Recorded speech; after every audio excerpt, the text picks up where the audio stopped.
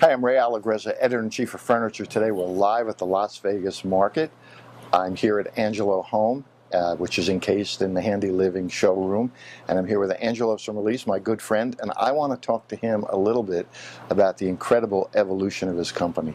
So Angelo, it wasn't that long ago that you and I bumped into each other in the hallways of the Vegas Market a number of years back.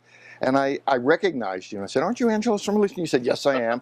And I said, "What are you doing?" I admitted to it, didn't I? You did, you admitted. I did. And you said, "I'm looking for opportunity." And in that short period of time, you've made the transition really kind of from TV celebrity, which you still are, of course, to a mainstay of this industry, bringing incredible fashion and fabric and great prices.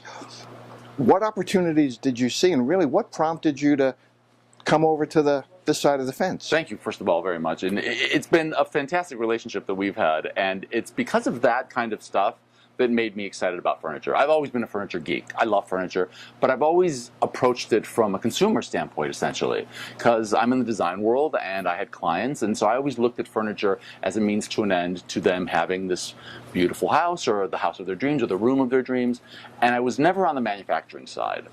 And I'm the kind of guy who loves working with his hands. I love getting in there, I love getting dirty, and I loved the idea of seeing the other side of the business. So what did you see as you got in? What was your biggest surprise?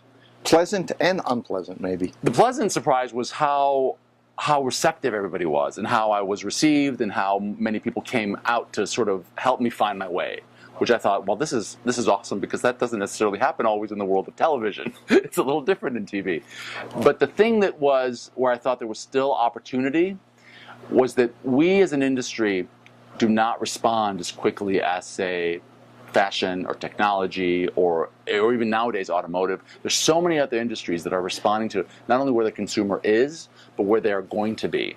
And I feel like in our industry, if we find something that works, we're like a dog with a bone. We really stick with it. I never wanted us to look at a product that was doing really well and we thought, well, you know what? We've nailed this one. Let's move on. So that was the biggest surprise, is that we weren't as an industry innovating fast enough. And what about the biggest surprise that might have been a little sobering, or kind of like the aha moment? Yeah, for me, the part that was really difficult, and still is to this day, is I am not a very patient man.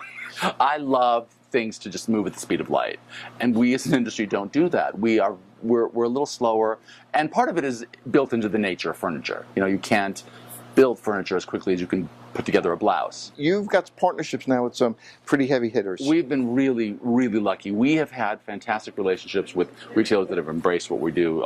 People like Nebraska Furniture Mart, Moore, RC Willey. We're setting up at places like Jordan's and Home, and we are dealing with the top 100 retailers. And again, I didn't go into this industry thinking that's what I was going to do. I sat down and said, I want to make everything that I love about furniture attainable for everybody. I want them to keep coming back to the store to see what's new and what's fresh. So that was and still is my goal.